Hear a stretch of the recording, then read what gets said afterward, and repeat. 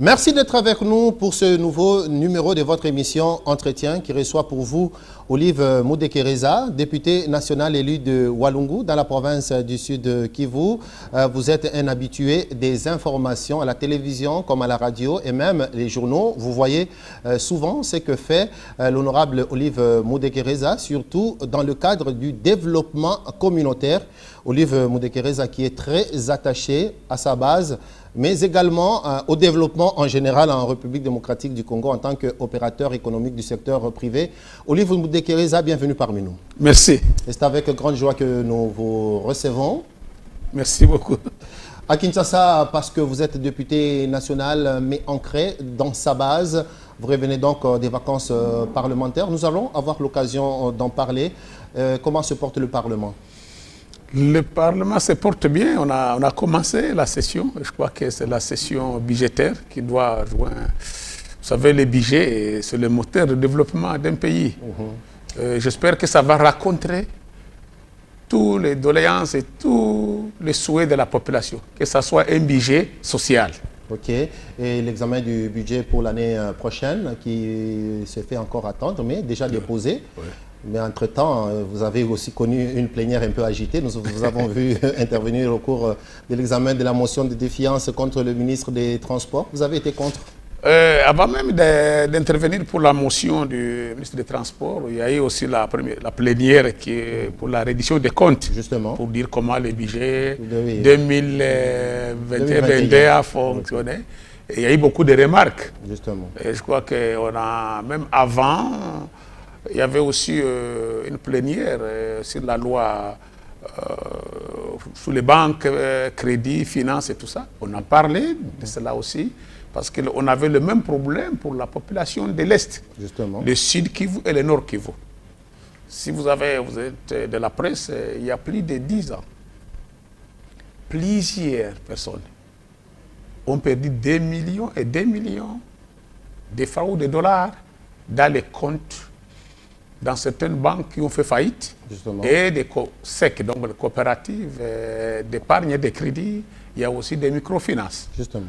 Le Sud Kivu, vous savez, est à majorité des micro-entreprises, donc des artisans, micro-entreprises, petites, moyennes. Il n'y a pas de grandes entreprises. Toute l'économie de l'Est est tenue par les PME, je dirais, les petites et moyennes entreprises. Mais la plupart d'eux ont perdu leur argent dans des microfinances. Et dans pareil cas, généralement, le gouvernement doit pouvoir. C'est pourquoi j'avais insisté quand j'ai pris la parole. J'ai dit, ça c'est la responsabilité du gouvernement à travers la Banque centrale, qui donne l'autorisation d'ouverture et que les banques ou les coopératives ou les microfinances donnent des garanties et des cautions. Mais on a vu malheureusement, on n'a pas vu la responsabilité de la Banque centrale pour dire, tous ces gagne petits, tous les petits épargnants. J'ai dit qu'il y a même des gens, les femmes, qui vendaient des braises avec 100 $. On vit leur capital. En dehors de cela, on a vu plusieurs maisons être vendues aux enchères parce qu'on doit rembourser. Et nous disons, il faut que la Banque centrale prenne ses responsabilités et que le gouvernement, à travers les mesures de finances, budget, mette un peu de moyens, soit relever le niveau de ces coopératives, les microfinances qui ont fait faillite, s'il est encore possible de relever, que l'État injecte un peu d'argent pour que ces gens reprennent. Parce que quand même, les coopératives, les microfinances jouent un rôle important à l'Est. Dans les fonds, dans les villages, on a vu ces coopératives ou microfinances aider les petits peuples, les petits épargnants. Mais malheureusement, on a vu, ils ont fait faillite. Pourquoi pas l'État ne peut pas les accompagner? Partout au monde, vous verrez, il y a plusieurs pays où les banques font faillite, mais les gouvernements prennent sa responsabilité. Justement. Parce que vous savez, l'autorité de régulation, l'autorité doivent impliquer aussi la responsabilité. Quand il y a autorité, vous avez la responsabilité de répondre à tout besoin et toutes les difficultés que rencontre la population. Vous avez l'obligation de trouver des solutions. Et ces propositions que vous avez faites ont été consignées sûrement en recommandation. J'ai demandé, on a déjà écrit plusieurs fois, on a fait beaucoup, des lettres de plaidoyer auprès de la Banque centrale, auprès du gouvernement. On a fait même dans nos rapports parlementaires des années passées, depuis 2019. Et le jour-là, j'ai insisté, j'ai dit quand même que le président de l'Assemblée nationale prenne ça en compte. Vous avez déjà déposé votre rapport de vacances parlementaires? Je dépose même demain. On nous a donné un délai jusqu'au 31, et au 30 octobre, tous les députés doivent déposer c'est le règlement qui les demande, l'article 167 dit il faut que chaque député, au retour des vacances parlementaires, dépose un rapport. Et dans les rapports, il y a tous ces problèmes. Pour que l'Assemblée nationale transforme ça en recommandation auprès du gouvernement. Justement. Dans plusieurs ministères, on peut trouver des solutions au niveau du gouvernement. Donc, j'espère que le problème de tous ces gagnes-petits, les épargnants des sites qui vont, les deux provinces ont perdu environ 50 millions de dollars. Et les plus petits à 100 dollars, même les églises, même les fonctionnaires qui gardent un peu son argent dans les comptes. Et j'avais dit que le Congo et le gouvernement, surtout la Banque centrale, doit régler les choses. Nous sommes le seul pays où on a vu des crédits à des taux de l'ISIR, c'est-à-dire on vous demande 30% là, 36%. Même quelqu'un m'a fait un message, il a dit, il y a même les gens qui demandaient 10% le mois. C'est-à-dire 10%, ça représente environ 120% là. Imaginez-vous. Partout au monde, les crédits au joie, 3%. Ouais. Là, 5% là maximum, 6%, moins de 0,005. C'est qui contribue à appauvrir davantage les populations. Exactement. C'est ça qui a poussé aux gens de vendre leurs biens, les maisons. Donc nous demandons au gouvernement de tenir compte de ça, regarder tous ces dossiers, de toutes ces coopératives, ceux qui ont perdu, qui ont fermé, est-ce qu'on peut encore les relever? On injecte un peu de moyens. Si le gouvernement injecte 50 millions, il peut donner encore de nouveau à ces coopératives qui sont fiables, qui peuvent encore être redressables pour travailler et rembourser tous les gains petits. Et j'avais demandé, en tant qu'entrepreneur, payer la dette intérieure. Il ne faut pas prioriser la dette extérieure, payer la dette intérieure pour relancer l'économie, pour développer son économie. Si vous payez un opérateur, un hôtelier, si vous payez un agriculteur, si vous payez un transporteur, vous allez voir, il va réinjecter cet argent payé dans la production. Et ça, c'est déjà une solution concrète pour permettre de relever la RDC qui vient d'être classée deuxième pays au monde à avoir le nombre le plus élevé des pauvres. Exactement. Nous sommes plus de 100 millions d'habitants. Quand ils regardent aujourd'hui au Congo, au moins 1/10 de la population exerce l'activité économique. On veut diversifier l'économie. Vous allez diversifier comment? Il faut payer les PME congolais qui ont rendu le loyal service au gouvernement. Il y a ceux qui ont transporté des militaires ou transporté des membres du gouvernement. Les hôtels où on a fait loger les enseignants ou les gens en mission, l'armée ou la police. Mais les gens là ne sont pas payés. Il y a les gens qui ont construit, qui ont réhabilité, qui ont fait des travaux qui est bénéfique au gouvernement, mais ils ne sont pas payés. Et ici, ils sont payés. Vous verrez que les paiements se font ici à Kinshasa. On cherche les sociétés étrangères qui ont rendu aussi service. On laisse les Congolais qu'on devrait prioriser. Donc, je plaide en tant qu'opérateur économique. J'ai été président de la FEC pendant 10 ans. Je connais de quoi je parle. Et c'est pourquoi je dis que le gouvernement ne se concentre pas seulement ici à Kinshasa. Il faut aller dans les provinces. Est-ce qu'on a évoqué cette question à la table ronde sur l'entrepreneuriat entre FEC et le gouvernement? Je crois, si j'ai bonne mémoire, j'étais vu là-bas les jours qu'il y a une table ronde entre le gouvernement et le secteur privé de la FEC. Moi, je suis membre de la FEC. Et on a rencontré tous les ministres du secteur économique, ministre des Finances, ministre de l'économie, ministre du commerce extérieur, ministre de l'industrie, ministre de PME, tous les ministres du plan. Tous ces ministres étaient là. Et il y a quand même quelque chose d'important. Je félicite les ministres des Finances. Je ne les connaissais pas, mais j'ai vu quand même un homme qui a une vision de développement. Bon, je connais les noms, je connais la personne, mais on ne les connaissait pas ici au Congo. Beaucoup, on n'en parle pas. Mais on voit que le Congo a quand même des hommes. Le ministre des Finances a dit quelque chose d'important. Il a dit, pour développer ce pays, parce que nous le demandons tous les jours, il faut un guichet unique. Il faut faire comme les autres pays de la région. Aujourd'hui, on ne peut pas évoluer dans une sorte de vase clos. Le Congo, c'est un grand pays. Il devrait être le remorqué des autres pays d'Afrique.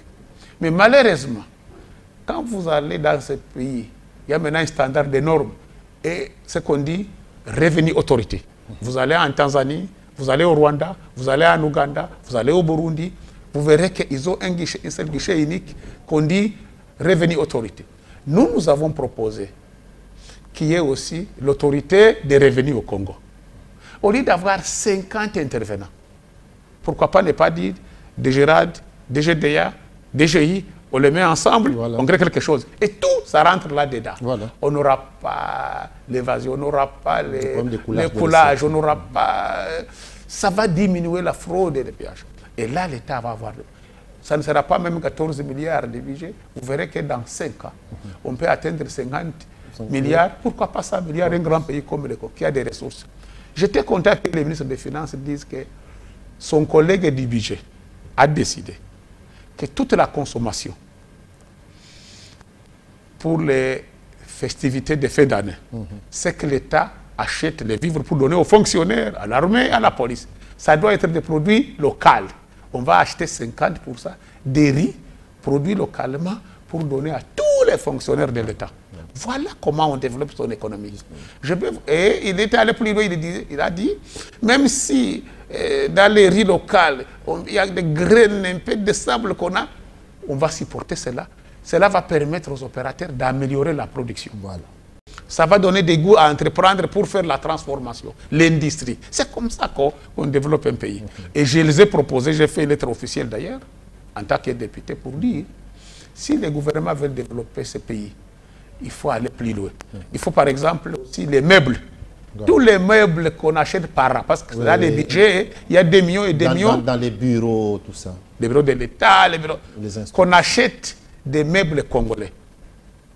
Nous avons les meilleurs bois du monde.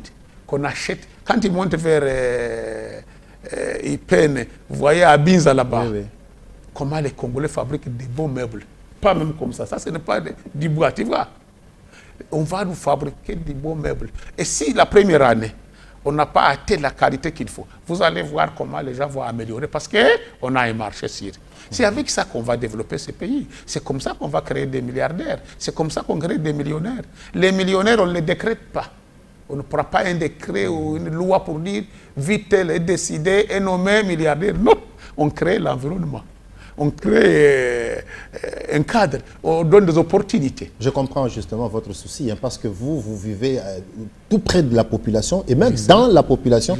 Mais dans ce contexte, comment est-ce que vous arrivez à gérer tout ça lorsque vous êtes obligé, 3 mois plus tard, de retourner voir la même population soumise aux mêmes difficultés? On vit ça parce que nous, les vivants, et nous avons l'expérience de tout ça. Par exemple, j'avais même dit, et j'ai écrit officiellement au ministère des Finances, du budget, de la Défense, de l'Intérieur, pour dire, regarde, je vous donne quelques exemples. Nous avons des personnes même vivant avec handicap chez nous. Il y a déjà leur loi qui a été votée, qui donne les avantages et tout. La plupart de ces gens-là fabriquent et produisent quelque chose. Ils sont dans l'artisanat. Ils sont en train de fabriquer, de produire des ceintures en cuir, véritable cuir. Ils vendent le ceinture à $5. Mais quand vous regardez à l'armée, à la police, les ceintures que porte l'armée ou la police sont importées en Chine. Ce n'est pas même des véritables cuir. Et vous savez quel prix? $10, $20. Mais les ceintures fabriquées ici au Congo, avec les jeunes entrepreneurs, même les personnes avec handicap, chez nous, dans ma province, dans mon territoire, en cuir, véritable cuir, est vendu à $5. Imaginez-vous, si l'armée et la police commandent environ 100 000 ceintures, ça va produire plus aussi d'élevage, parce que les gens vont encore faire plus d'élevage. On va avoir la viande à moins cher parce qu'on va abattre pour avoir les pots. Et tout ça, ça va impacter, ça va déclencher notre développement. Et c'est comme ça que les jeunes vont trouver du travail. Sur base, à la base, là où nous allons, c'est avec vous on a fait plusieurs émissions ici. On a parlé de 45 territoires. Je suis même allé plus loin, j'avais dit, dans chaque territoire, on peut prendre 10 groupements. Ça fait 1450. Et si on avait 1 milliard, on peut développer le pays à partir de la base. Dieu merci, je suis fier d'avoir que les gouvernements, les chefs de l'État avaient cette grande vision. Et maintenant, on attend la matérialisation de ces 147. Et je veux même me demander, et je peux me dire, c'est comme ça que le pays se développera. Ce n'est pas le même programme du chef de l'État, président Tshisekedi. Si en 2023, il revient encore, en 2028, le président qui viendra pourra aussi suivre ce chemin pour dire nous allons développer ce pays à partir de la base. Voilà, impactons en faisant quelque chose de la base. C'est pourquoi nous avons les plats que les Belges et les Européens ont laissés. Ça, 54 000 km de route. Si on continue sur le même schéma de 150, on ne va pas créer d'autres... C'est ça, les routes là existent, mais il faut les asphalter. Voilà. Nous avons que 5 000 peut-être kilomètres asphaltés. Mais si, aujourd'hui, dans les programmes et dans les budgets, on va demander quand même qu'il y ait un fonds d'investissement. Si on n'investit pas dans les infrastructures de base, les routes, les ports, les aéroports, nous avons la chance d'avoir un transport multimodal. Chemin de fer, route, fleuve, lac, l'océan, parce qu'avec tout ça, aérien, nous avons un grand marché, un grand potentiel. Il faut seulement s'y mettre. Si je vous comprends bien, Olivier Moudekereza, donc le développement à la base n'a qu'une solution rapide. Il faudrait promouvoir la consommation locale. Et cela doit partir de la tête. Justement, consommation locale, quand vous voyez, regarde aujourd'hui avec la guerre d'Ukraine, avec le Covid, tous les pays ont déclenché le mécanisme, soit même de production, soit de la protection de leur production locale. J'ai même dit dans ma lettre que j'ai adressée au ministre de l'économie, finances, budget, etc., copiée à la présidence, il faut même exiger tous ces supermarchés qu'on voit ici à Kinshasa. Voilà. Les gens qui viennent investir, de vendre 50% des produits locaux. Voilà. Donc la production locale, les riz, les maïs. Nous ne devons pas continuer à promouvoir les industries étrangères parce que tout ce que nous consommons ici vient de l'extérieur. Le riz, le poisson, la viande, même les kirda. Et qu'en quelque sorte, notre survie aussi dépend de l'extérieur. Et en continuant comme ça, nous allons tuer notre économie. Il faut même à un moment protéger notre économie. Pour dire tel produit, c'est protégé, on ne doit pas l'importer, on importe telle quantité déterminée parce qu'on veut qu'on consomme les riz, nous avons les meilleurs riz, les maïs, qu'est-ce qu'on n'a pas? Je vais même vous dire, mon cher ami, je viens de l'Ouganda. En Ouganda, ils sont devenus le deuxième producteur mondial de bananes. Même dans les jardins de tous les ministres, vous verrez un bananier dedans. Ils ont opté le système des États-Unis à la deuxième guerre, avant la Deuxième Guerre mondiale, en 1943. La femme du président, elle s'appelait Helmut Roosevelt. Oui. Elle a cultivé dans le jardin de la Maison Blanche. 6 millions d'Américains ont appliqué cela chacun dans son jardin. Et ils ont dit, le président avait dit à ce moment-là, la nourriture va chasser, va vaincre, va gagner la guerre. Nous devons cultiver, nous devons travailler la terre. Et ce que j'ai proposé dans mon rapport parlementaire, et je le dirai pendant la discussion du budget 2022, pour dire, prévoyez plus, au moins 10% pour l'agriculture, 10% pour la santé, 10% pour la défense, peut-être 15% pour l'enseignement. Pourquoi? Les trois marchent ensemble. Vous ne pouvez pas aller vous battre sans manger. Vous ne pouvez pas aller soigner à l'hôpital sans avoir mangé. Vous ne pouvez pas aller enseigner sans avoir mangé. Vice-versa. Vous ne pouvez pas aussi aller cultiver si vous n'avez pas la bonne santé. Et vous ne pouvez pas aller cultiver si vous n'êtes pas formé. On a besoin aujourd'hui d'avoir la nouvelle technologie, avoir des bonnes semences, quelle période cultiver, qu'est-ce qu'il faut cultiver. Ça, la recherche, c'est très important. Vous ne pouvez pas aller cultiver si vous n'êtes pas sécurisé. C'est pourquoi tout le monde quitte les villages pour s'enfuir en ville. Et c'est ça que nous connaissons. Dans la ville de Bukavu, il y a des incendies, des éboulements, érosions. Parce que tout le monde sont venus de l'intérieur, Chabunda, Mwenga, Ouvira, Fizi, Walou. Et c'est le plan d'urbanisation qui en pâtit. Et j'avais écrit au ministre de l'aménagement du territoire, qui a répondu qu'il a pris à main la question de la ville de Bukavu. Ils vont commencer par Goma, Goma à cause du volcan. On va voir comment orienter la ville. Nous voudrons que le sud Kivu. D'ailleurs, je vous parle tout de suite. Hier, j'ai eu le message. Il y a eu une dizaine de maisons qui ont été vers, dans la commune d'Ibanda. C'est vers Kansayo, si vous connaissez Bukavu. Il y a à Kadutu. Il y a eu même 4 morts. Une femme avec ses enfants qui voulait aller sauver ses enfants. Vous savez, les députés jouent un rôle social. Nécessairement. Il a envoyé quelque chose, habits, un kilo de sucre de riz, un bidon, ça. Mais ça ne va pas consoler. La solution reste l'aménagement de la ville de Bukavu, l'aménagement du territoire, l'urbanisation de la ville de Bukavu, orienter la ville vers tous les axes et l'État construise un peu quelques maisons modèles. On peut construire des maisons d'avance. C'était comme ça à l'époque belge. Faute d'avance, l'État peut construire des maisons à travers ces sociétés, comme Sonas, comme CC, comme OCC. Ces gens-là doivent investir, comme la Régie des eaux, la SN, dans l'immobilier, et l'État aura des moyens. Voilà. C'est comme ça. Et quand même, vous parlez d'économie, il y a quand même le gouvernement qui a quand même décidé de diminuer, de diminuer la TVA, et avec effet rétrospectif. Est-ce qu'il y aura quand même, cela aura quand même de l'impact? Justement, ton collègue me disait ça la journée de la radio Okapi. Ça a un impact positif, ça joue sur la consommation. Si le prix est à la baisse, vous consommerez plus. Si le riz, un sac de riz coûtait à l'importation 30 $, à cause des 18% de la TVA, peut-être vous l'aurez à 25, 28, 20. C'est quelque chose. Justement. Et c'est comme ça que ça fait. Tu as vu même en Belgique aujourd'hui, en Europe, partout, il y a même des chèques carburant pour le transport. On dit le carburant a trop augmenté. On est au-delà, je crois, de 2 €. C'est comme ici, nous sommes déjà au-delà de 1 $. L'État subventionne. Il donne même des chèques aujourd'hui. Vous devez avoir, si tu avais 100 litres par mois, maintenant vous devez revenir à 50 litres. Ouais. Il faut combler ça parce que les gens, tu as vu toi-même. C'est comme ça. La TVA, c'est pour une année. Mais on doit aller plus loin. Comme le ministre des Finances avait dit, qu'il va inviter tous les gouverneurs. Je crois que vous étiez là-bas les jours-là. Il a dit qu'il va inviter tous les gouverneurs des provinces pour voir comment on peut réduire les taxes. Parce que les mêmes taxes, vous les payez au niveau national. Les mêmes taxes, vous les payez au niveau provincial. Même, on va plus loin, il y a des villes ou des territoires où on fait payer du doublement. Et ça pose problème pour les investissements au Congo. Ça réduit à recevoir plus d'investisseurs parce qu'il y a trop d'intervenants. Et si les gouverneurs peuvent harmoniser avec le pouvoir central, comment faire, par exemple, en province, il n'y a qu'un seul autorité de revenus, ils ont l'air, et au niveau national, et on regarde, si vous avez payé au niveau national telle taxe, tel impôt, ils ne font pas qu'on les paye doublement en province. Voilà. Ou bien si c'est en province, quel pourcentage? Parce que vous verrez, plusieurs taxes sont même plus chères en province qu'au niveau national.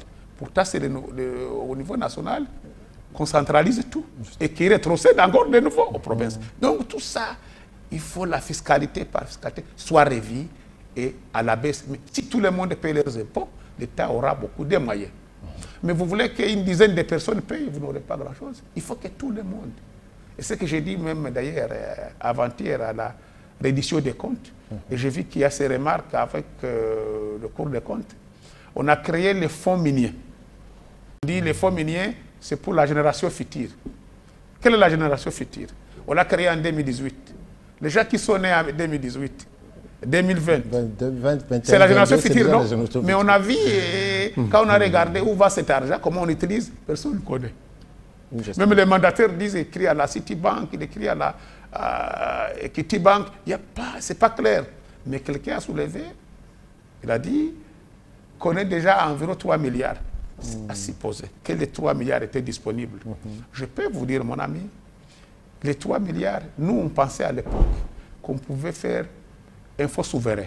Tout ce qui vient de la mine, parce que la mine va s'épuiser un jour, ou le pétrole, on le met dans ses comptes souverains pour faire les grandes infrastructures, les routes. Et si on a 3 milliards, on dit depuis 2018 jusqu'à aujourd'hui, vous savez ce qu'on peut faire avec 3 milliards? On fait quand même des routes. La route numéro 1, numéro 2 et numéro 3, 3 routes. Oui. La route RN1 qui quitte Congo central, Kinshasa, Bandundu, le Grand Bandundu, jusqu'au Kasaï et jusqu'au Katanga. Il y a la route RN2 qui quitte le Nord Kivu, Goma, Bukavu, Shabunda, Maniema, jusqu'au Katanga. Il y a la RN5 qui quitte Bukavu, Fizi, Baraka, Tanganyika. On va faire la jonction avec la route RN1 qui va jusqu'à Kinshasa. Donc vous quitterez Bukavu jusqu'à Kinshasa dans 2 jours, 2000 km. Ailleurs, 2000 km, Rome, Paris, c'est 20 heures. Vous quittez à 20 heures. Le matin, vous êtes à Paris. Nous, on quitterait aussi Bukavu pour être à Kinshasa dans 1 jour. Oui, donc tout ça, il faut qu'il y ait des routes. Et c'est avec ces fonds qu'on peut faire cela. C'est là où on peut... La mine va s'épuiser. Et j'avais dit, il faut qu'à côté de la mine, qui est l'agriculture. Que c'est faux là. Si on prend 1 milliard, on l'investit dans l'agriculture, qu'est-ce qu'on ferait? Pas beaucoup de choses, hein, vous savez. Il suffit de prendre tous ces jeunes ingénieurs agronomes, des moniteurs agronomes, on les largue sur le terrain. On donne des tracteurs. Si vous n'êtes pas, vous êtes dans un marais, il y a des marécages partout. J'ai demandé au gouvernement, c'est symbolique, acheter, donner une houe à chaque ménage qui ont des lopins de terre. Moi, comme député, je le fais. Chaque vacances parlementaires, vous me voyez avec les images, j'achète 1000 houes. Ça me coûte $5 000. Je prends sur mes émoluments, qu'on nous taxe aujourd'hui de 21 millions. Je n'ai pas encore vu les 21 000 qu'on dise, hein, à peu près, mais on prend sur nos émoluments. Quand on voit même ce que dépensent les députés, ne faut pas dire qu'ils ont beaucoup. Il y a des députés, tous ceux qui reçoivent, l'investir dans la population. On est devenu, là où l'État n'arrive pas, c'est nous qui devons la solution. C'est pourquoi il faut que l'État reprenne ses activités, son développement, ses rôles. Ce n'est pas à nous à construire les ponts ou tout ça. Mais quand vous arrivez dans un hôpital, il y a un malade. Quand vous arrivez dans un village, le pont est tombé. Quand vous arrivez dans un village, la famille qui a 10 personnes utilise une seule roue. Pour ça, la roue coûte 3 à 5 $. Moi, j'achète 1000 roues, je distribue, je donne aux gens, allez au chat. Quand je reviens dans 6 mois, il y a celui qui m'a dit, j'avais donné une pagne qui coûtait 10 $. La maman a dit, je ne prends pas la pagne, je prends la roue, parce que la roue va produire la pagne. Et dans 6 mois, j'ai vu une femme qui a dit, je produis dans une année, voilà, j'ai une chèvre. Je fais étudier mon enfant avec une roue de 5 $. Donc le gouvernement peut dire, campagne agricole, je passe dans chaque village, on regarde dans chaque famille, on ne dit pas que c'est tout qu'on peut donner. Si vous n'avez pas d'espace, on vous donne une roue. Si vous avez 100 hectares, 10 hectares, 1 hectare, 10 hectares, on vous donne un tracteur. On vous donne un crédit agricole. Nous sommes le seul pays qui n'a pas de crédit d'investissement ou agricole. C'est comme ça que l'économie stagne, ça ne se développe pas. Voilà. Or, nous parlons aussi de la diversité de l'économie congolaise. Hein? Pour diversifier l'économie du Congo, il faut commencer par l'agriculture. L'agriculture va déclencher les autres secteurs. Transformation, transport, assurance, consommation, et on a tout. Et il y a aussi certains entrepreneurs locaux, ou privés surtout, qui sont en train d'être un peu découragés tout simplement parce que la loi sur la sous-traitance n'est pas appliquée à la lettre. D'ailleurs, vous dites à la lettre hier, vous allez vous étonner. Moi, je suis encore un serviteur de Dieu. Hier, on s'est rencontré à notre église, la parole d'Issali. Il y a le DG Khalej qui est un chrétien. Et les gens nous ont posé la question. Comment vous faites, vous qui êtes dans la politique, dans l'administration au Congo ici, où tout le monde sont corrompus et qui marchent.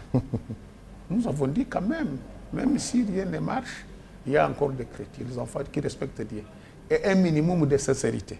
Vous savez, il avait raison, je me suis dit, moi qui viens du secteur privé, c'est les opérateurs économiques. Quand vous mangez avec quelqu'un à minuit, vous êtes d'accord, on va signer les contrats. Demain matin, vous venez, vous signez les contrats. Mais dans la politique, vous pouvez manger avec quelqu'un à minuit. Quand ça arrive à 2 h du matin, lui change tout. Vous venez le matin, il dit c'est ne plus ça. Dans les affaires, on ne fait pas comme ça. Vous changez 2 fois, vous tombez en faillite. Vous ne pouvez pas dire je vends des sucres, mais vous emballez dans les sachets les sels. Vous allez tromper une personne, pas demain. Donc nous disons, le chrétien peut impacter, avoir un minimum de sincérité. Il faut avoir un minimum de sincérité. Et c'est pourquoi vous voyez que notre pays ne se développe parce que la politique, il y a trop de mensonges. Mais ailleurs, vous voyez, dans les pays maintenant développés, vous dites des mensonges, une fois ou 2 fois, vous ne serez plus élu. On ne pourra pas en cause la suite. Donc, vous parlez de ces sous-traitances, on a dit hier, je suis aussi sûr que, j'ai dit au DG, avec la sous-traitance, on peut transformer ces pays. Parce que tous ces Chinois, tous ces Européens, tous les qui viennent ici, ils se transforment eux-mêmes en opérateurs économiques. Voilà. Il dit, c'est sa femme qui devient fournisseur, c'est son ami, son frère. Non, il faut arrêter ça. Même les leaders les politiques ou dirigeants, il faut éviter à se transformer en opérateur économique. Vous êtes ministre, vous êtes DG, il y a une commande dans votre ministère, dans votre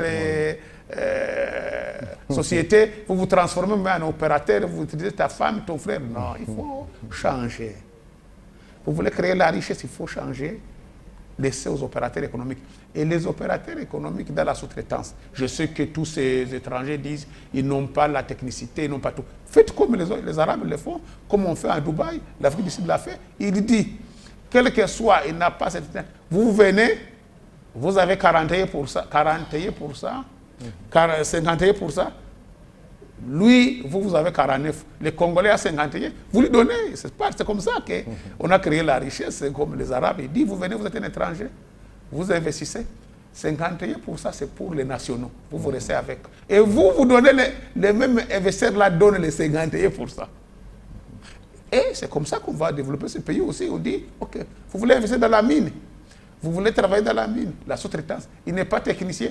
Si vous amenez les techniciens, mais il travaille sous couvert du Congolais. Et le Congolais qui gère, qui a le capitaux, quand on partage, il a sa part. Et il en est 5 ans. On va voir les Congolais eux-mêmes seront capables de tout faire. Donc, je crois que la sous-traitance, je le soutiens. Et la personne qu'on a mis là-bas, c'est un chrétien qui a la crainte de Dieu, qui sait quand même qu'il y a un minimum de sincérité. On ne doit pas tout continuer à tromper. Et nous, comme des chrétiens, comme tu dis, on est gêné quand on voit, on change. À minuit, à 1h du matin, tu changes. Nous, on avait dit dans les affaires, on ne change pas. Quand vous, si vous n'êtes pas d'accord à signer les contrats avec quelqu'un, vous ne pouvez pas manger avec lui. Tu dis non, non, je ne serai pas disponible, je ne suis pas d'accord. Mais pas tromper. En politique, on trompe. À la fin, vous trompez, vous êtes aussi trompé demain. C'est comme ça, les choses n'évoluent pas bien. Et c'est un opérateur économique qui parle, mais aussi un député national proche de sa base qui s'exprime. Tout ça sont des propositions consignées dans des recommandations.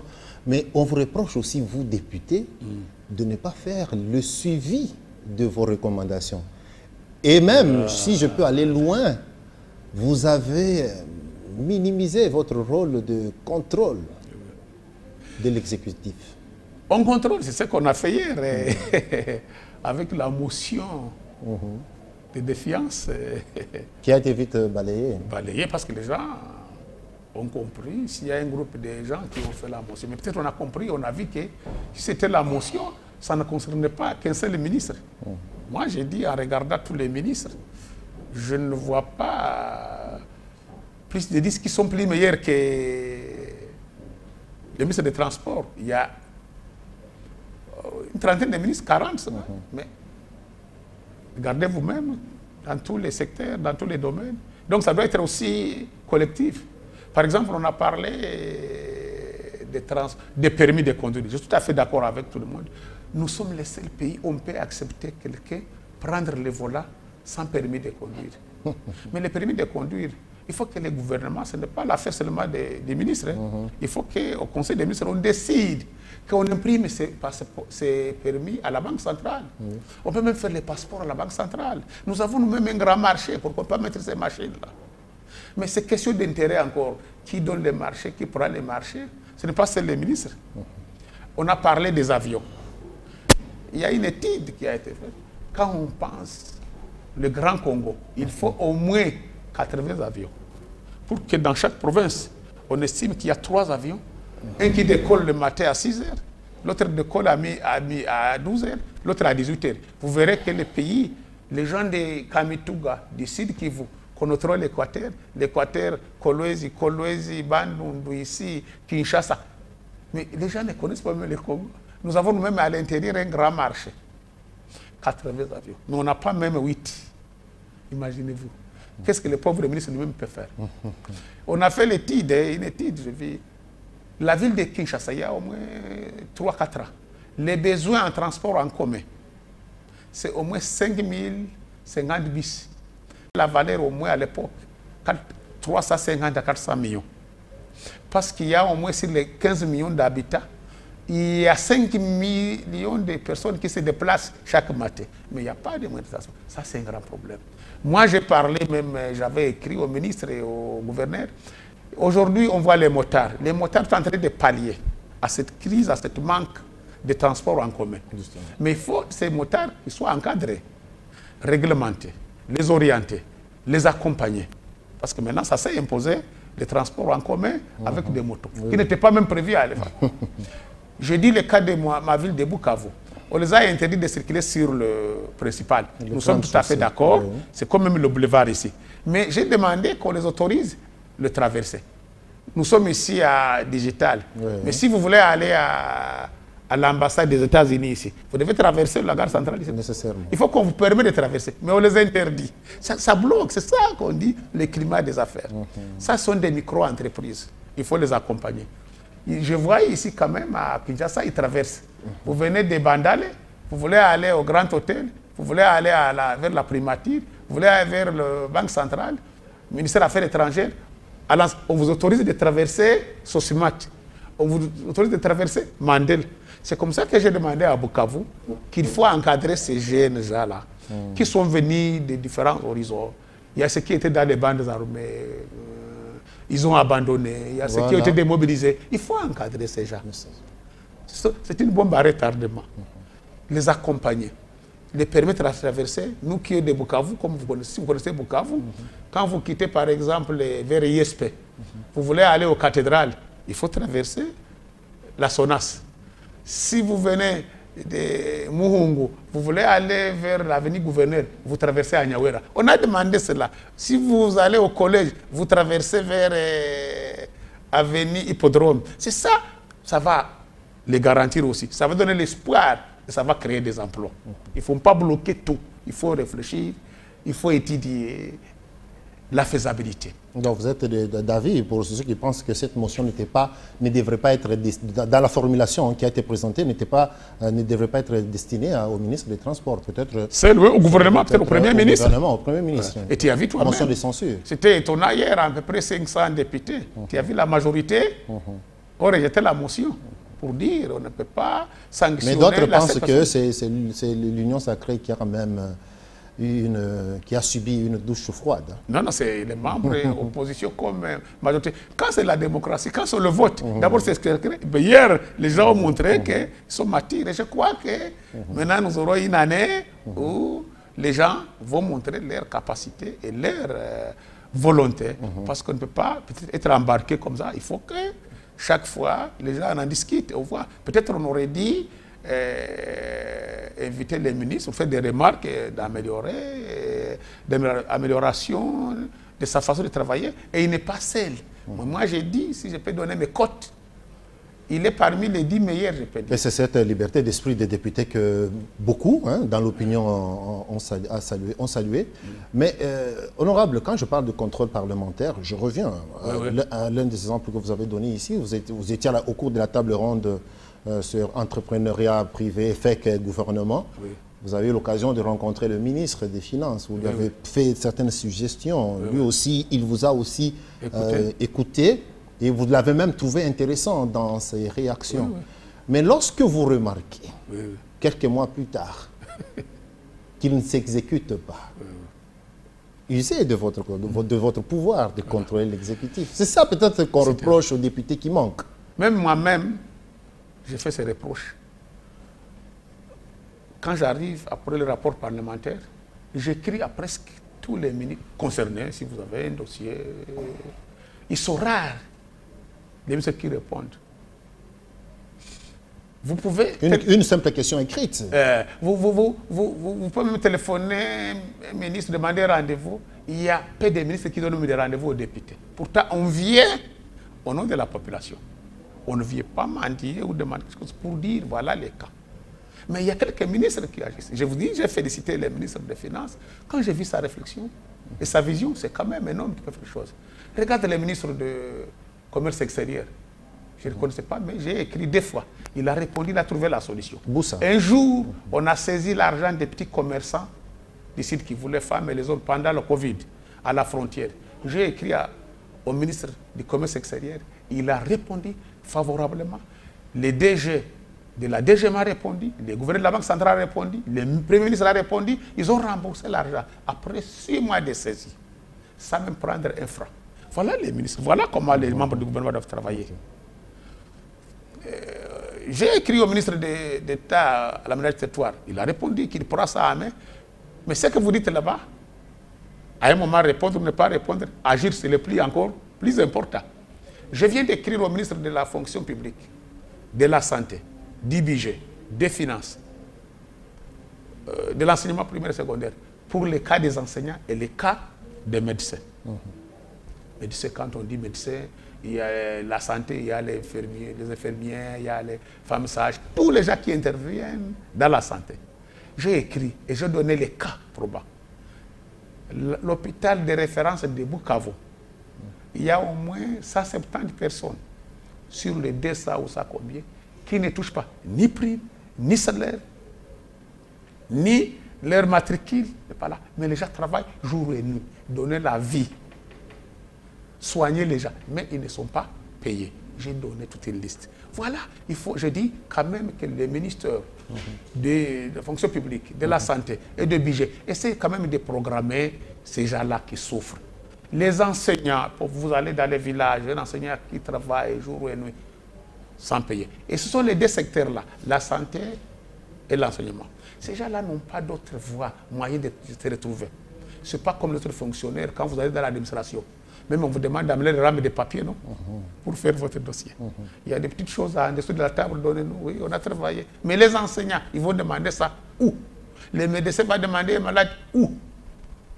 Ils sauvent la vie déjà. Ces gens-là doivent être la priorité des priorités. C'est pourquoi j'insiste dans les budgets que tous ces gens soient régularisés. Et que même les gens qui sont interpayés aujourd'hui, les enseignants, les médecins, donc les gens qui travaillent dans la santé, infirmiers, qu'ils soient programmés. Il y a, je crois que les gens qui vont être programmés en octobre, janvier, il faut que chaque province ait son quota au regard pour qu'il n'y ait pas de déséquilibre. Vous négligez là-bas, vous favorisez là. Il faut que tout le monde soit programmé. Au même moment, on regarde quels sont les hôpitaux qui n'ont pas eu, et combien de gens ont eu. C'est comme ça. Et les gens là vont avoir du courage de travailler. Ces gens-là vont nous rendre un bon service. Les médecins, les infirmiers, ça. J'insiste fort pour ces gens-là. Et les enseignants. Vous avez vraiment du pain sur la planche. Hein? Oui, à vous entendre, ce n'est pas facile d'être un député. Hein? Quand on est sur le terrain, on souffre, on transpire. Les gens, voilà. Et ils disent, comme tu dis là, pourquoi ne vous répond pas? Il faut convoquer les ministres au Parlement. Il y a aussi l'exigence parlementaire. Ce n'est pas pour vous réveiller le matin et le soir, tu dis on convoque les ministres. Non, il faut les justifier, il faut les arguments. Il faut voir. C'est pourquoi moi, je dis souvent, on a les meilleurs textes des lois au Congo, mais l'application. On en fait des lois et des lois. On a un arsenal de textes juridiques, mais le respect des textes. On est en train de parler du ministre de l'Intérieur pour la police. Parce que la police tracasse partout quand il voit les services PCR, police circulation routière. Vous rencontrerez dans un carrefour, il y a 10. Il y a même, j'ai un livre que quelqu'un m'a donné aux États-Unis. On a dit qu'au Congo, la police, il y a ce qu'on dit, corruption à ciel ouvert. Quelqu'un vous passe dans la voiture, vous faites comme ça, on vous laisse comme ça. Mais il dit, mais c'est quoi ça? C'était des Belges, des Européens. Ils ont fait un livre. Donc, on dit, on va convoquer un jour le ministre de l'Intérieur pour dire pourquoi la police ne respecte pas. Il y a des tracasseries de la police, et c'est vrai, mais il faut. Tu sais, même les gens de Kivu, à Bukavu, ils font rire aux gens, ils considèrent la police de roulage, de circulation routière, comme des filets Maya. Vous connaissez les filets Maya? C'est les filets avec... Ils ramassent tous les... Donc, c'est comme ça tous les... Non. Même ici, à Kinshasa, les grandes villes, il y a des problèmes. Il faut aussi former nos policiers, il faut les éduquer. Nous sommes le seul pays où on a vu la police se battre dans la rue avec les chauffeurs. Hein. Je le vois. Les policiers avec les motards se battre comme ça. Il y a des images qui se font comme ça. On ne peut pas toucher sur un homme en uniforme. Et vous savez, on a beaucoup de problèmes. Ce matin, je viens de recevoir le message de la population du Sud Kivu. Il y a 17 personnes, les petits commerçants ambulants, qui vont à Bunia, Kisangani, Siro, Beni, Butembo, Goma, Kalemi, partout. Les commerçants ambulants. Et par malheur, ce sont des bons villages du territoire de Walungu. Vous savez, l'entrepreneuriat ici au Congo, ça a commencé par le Sud Kivu. C'est le genre dynamique.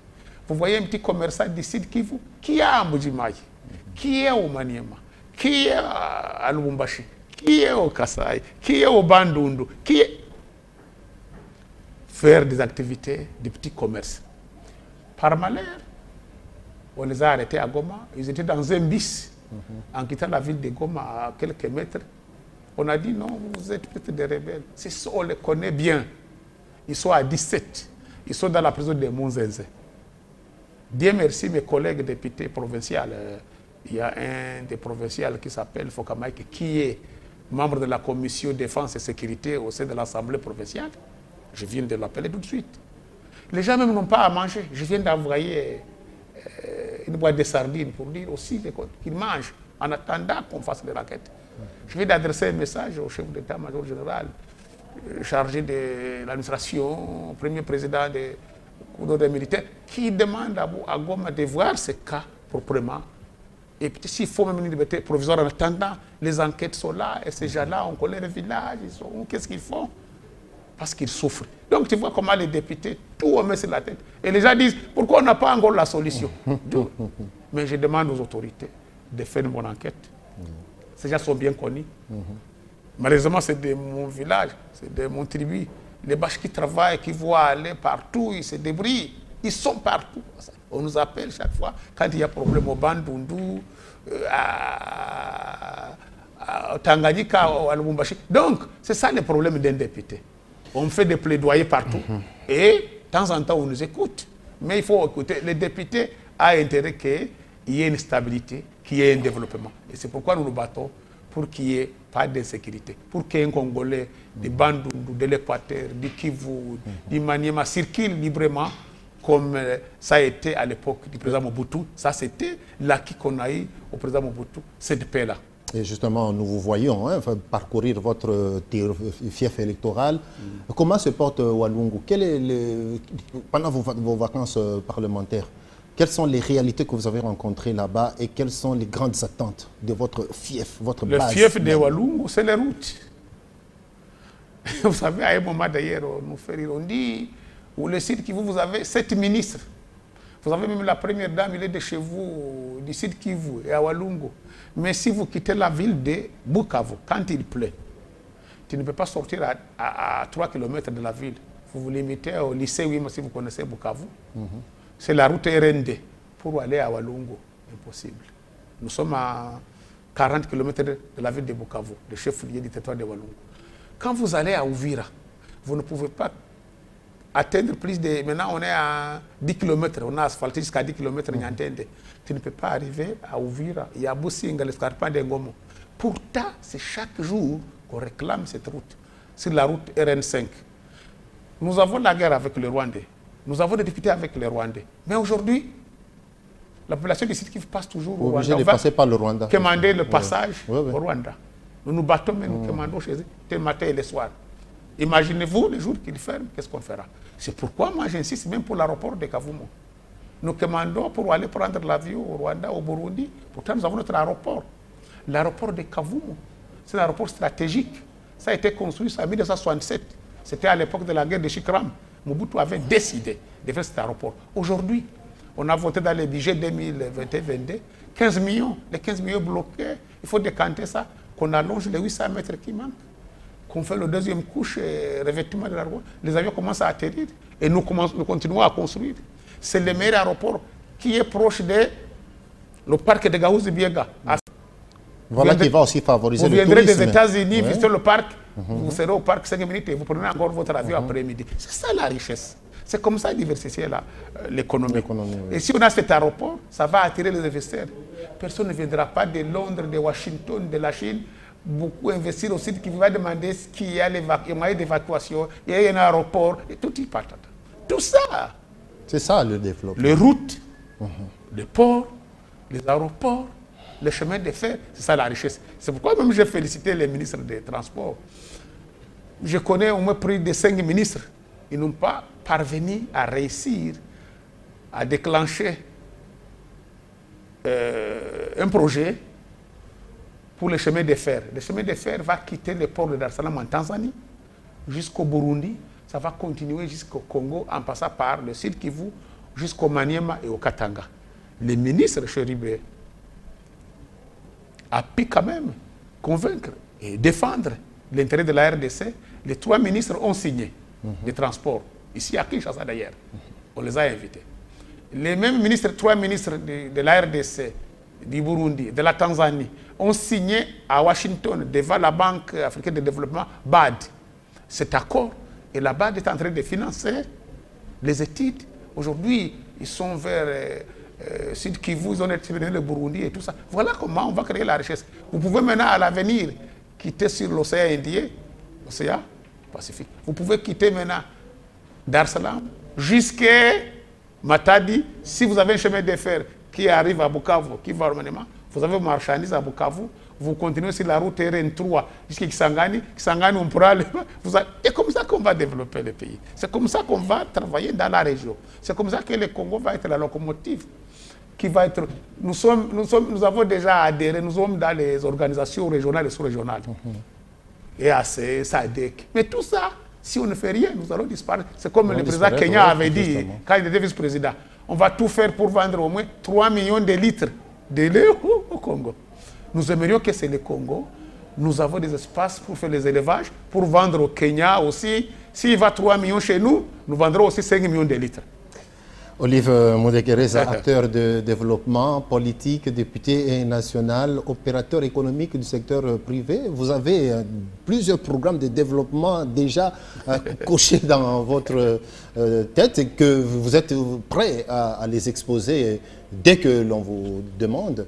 Je pense que ça sera aussi votre mot de la fin, à moins que vous auriez... Non, c'est vrai, c'est le mot de la fin. Vous savez, quand je suis arrivé, c'est la première fois que j'entre en politique. Mais on était proches, on suivait les politiciens, on regardait. On est venu pour amener quand même quelque chose. Justement. Quand je suis arrivé en 2019, le premier rapport parlementaire, c'est les projets, j'avais même dit, moi j'ai détaillé, 10 projets de base dans chaque territoire. Et quand je vois ça a été accepté, tout le monde dit c'est bon, je suis content. J'ai fait des propositions tous les jours, j'adresse au ministre, j'ai fait un rapport parlementaire, on intervient, nous-mêmes nous montrons les exemples. Pour cultiver, c'est facile à produire. Pendant les vacances parlementaires, quand on était dans le Covid, on a produit avec les étudiants de l'ISDER. Ce qu'on a consommé dans la ville de Bukavu, les légumes, les choux, bananes, et autres, à moindre coût. C'était possible. Donc, les poissons même, les étapes piscicoles. Donc c'est possible. Donc notre expérience, on peut l'amener à la table, à la portée des autorités, c'est-à-dire des décideurs. Mais nous donnons des propositions jour et nuit. Ce que nous faisons ici, ça fait partie des propositions. On peut prendre en considération, si c'est facile, on les fait, le Congo va se développer. Merci beaucoup à vous, Olive Mudekereza, pour votre contribution et surtout votre éclairage. Nous vous remercions également, très chers téléspectateurs, de nous avoir suivis. Je vous rappelle que nous avons reçu le député national Olive Mudekereza, qui est élu de Walungu, dans la province du Sud Kivu. Nous avons parlé de ses vacances parlementaires, nous avons parlé de toutes les difficultés que connaissent les populations à l'est de la République démocratique du Congo, même la République démocratique du Congo en général. Et Olive Mudekereza nous a proposé de pistes de sortie, quitte aux décideurs de les exploiter. Merci beaucoup. Merci beaucoup. Merci à vous. Merci.